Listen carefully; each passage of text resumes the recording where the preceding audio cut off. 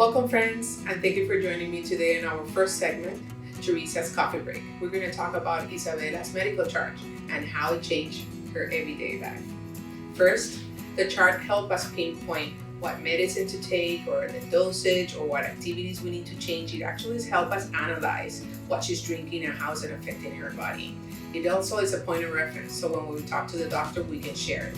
The chart is key for us.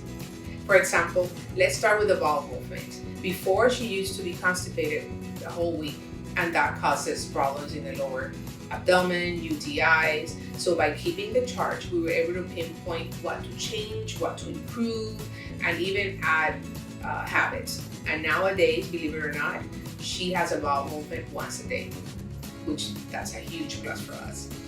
But also, like I mentioned before, this chart can help us with behaviors and habits. For example, lately we're working on how we can change and train her body to have a bowel movement at a certain time. So by having the chart, we identify, you know what? You're drinking the medicine at night before you go to sleep at 9 o'clock, and you're having a bowel movement at 9 or 10 in the morning, which that became a problem when she was in school. So now what we do is she drinks the medicine between 4 and 6.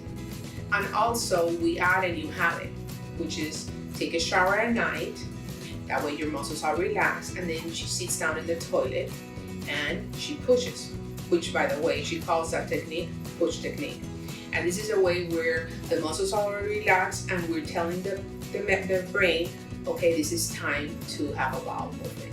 So this is a good way to help train her body to have a bowel movement at a certain time.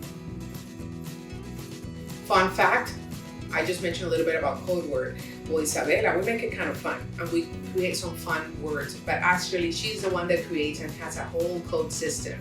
And we make it fun because we always try to play with her dad to see if he can figure out what the words mean. So sometimes she will say, oh mom, I need to go with try the push technique. And dad goes, what push technique? What are we talking about? Are we pushing something?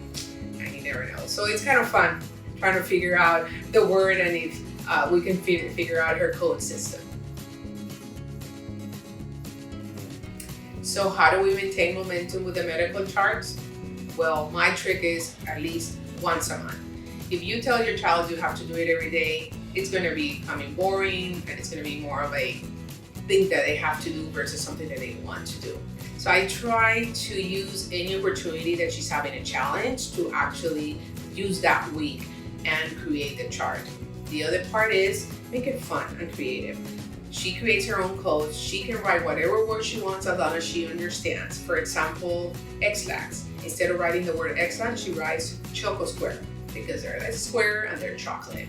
So anybody that can see it, they would not know. They would think that she's eating chocolate, but in reality, it's X-lax. The other thing I can recommend is we make it fun as to, okay, what color she wants. She draws her own, and she saw it in the video. She was using different colors, she uses stickers, so that's another fun part.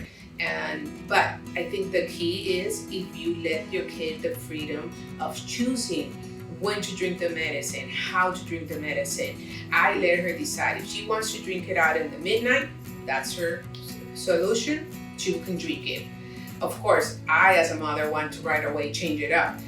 There was a point where she just wanted to drink one X-lax, and I know her body would not work with it, but I let her do this, drink one, and then she will come back and say, Mommy, it didn't work, one laxative. So I will be, okay, what are you gonna try next? Let's try with 2. And I let her choose. So somehow I try to give her some power in this situation. But at the end of the day, that chart, once she maintained it, it is a tool that I can use afterwards, analyze and share with the doctors. So hopefully this can help you and your kid too.